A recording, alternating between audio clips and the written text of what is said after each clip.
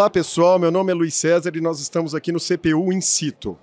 E hoje nós vamos conversar com o Dr. Marcelo Wrocławski, que é urologista do Einstein e da Beneficência Portuguesa e é ex-presidente da Sociedade Brasileira de Urologia.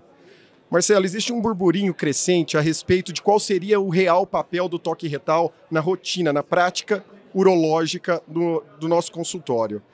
E ontem nós tivemos aqui um debate a respeito dessa questão, do qual você foi participante. Como você vê a utilização do toque retal na prática urológica cotidiana nos nossos consultórios? Obrigado, Zácaro. Primeiramente, parabéns à SBU pela essa iniciativa de fazer o CPU In Situ. A gente já teve nos últimos anos os congressos internacionais trazendo essas pílulas de atualização e agora mostrar esse nosso congresso que é extremamente pujante, um congresso muito grande, muito rico em atualização científica e também na congregação entre os urologistas, a gente poder trazer um pouquinho do que foi visto aqui, para quem infelizmente não pôde comparecer, é muito interessante. Em relação ao toque retal, é uma polêmica, porque realmente o toque retal, existe um certo tabu em relação a ele, e o toque retal ainda, sem dúvida nenhuma, faz parte dos exames subsidiários, ou do exame físico, na verdade não é um exame subsidiário, faz parte do exame físico que a gente tem para poder identificar os homens que têm risco maior de ter câncer de próstata. A questão é que muito se foca no toque retal. Isso está equivocado. O toque retal é uma parte de algo muito maior, que inclui a dosagem do PSA, eventualmente que inclui a realização de uma ressonância e que depois, caso haja uma suspeita grande, esse indivíduo vai ser submetido a uma biópsia de próstata para confirmar ou não se ele tem câncer.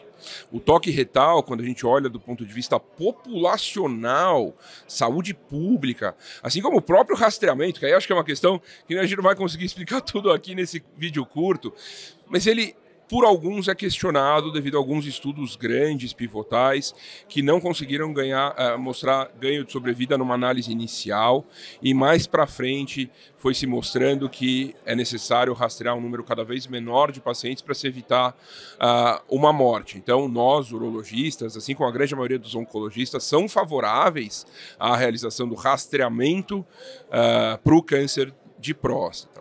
E esse rastreamento ele envolve basicamente duas ferramentas. O PSA, um exame de sangue, que talvez seja o mais importante, né? Acho que a gente não pode fechar os olhos a isso. E o toque retal é um complementar ao PSA, tentando melhorar, identificar melhor aqueles pacientes em que o PSA pode falhar, porque o PSA não é um exame completamente perfeito, e também naqueles pacientes que já têm um PSA alterado, confirmar que isso seja um indício maior de câncer de próstata e aí sim desencadear esse pathway, né, esse caminho para o diagnóstico que chega até a biópsia. Então, de maneira bem resumida, né, eu me alonguei aqui, mas assim, toque retal ainda é importante, toque retal ainda deve ser feito, principalmente nos homens que já têm o PSA alterado. A gente recomenda que esse screening para câncer de próstata comece aos 45 a 50 anos para quem não tem fatores de risco e entre 40 e 45 anos para quem tem fatores de risco. Esses fatores de risco são o histórico familiar, principalmente pai e irmãos, e a raça, né? Os negros, os pretos têm mais chance de terem câncer de próstata e de terem câncer de próstata até mais agressivo do que os demais. Então esse grupo começa com 40 a 45 e as pessoas que têm um histórico familiar muito forte, principalmente aqueles que já têm diagnóstico de uma mutação em alguns genes específicos, principalmente o gene BRCA1 e BRCA2, esses começam aos 40 anos o screening. E aí a gente tem como urologistas, eu acho que a principal missão é informar o paciente de que o toque retal faz parte desse contexto, que a gente acredita que ele deva ser realizado, mas caso o paciente se negue a fazer, é melhor ele fazer só o PSA do que não fazer absolutamente nada. Então, acho que ainda deve ser feito.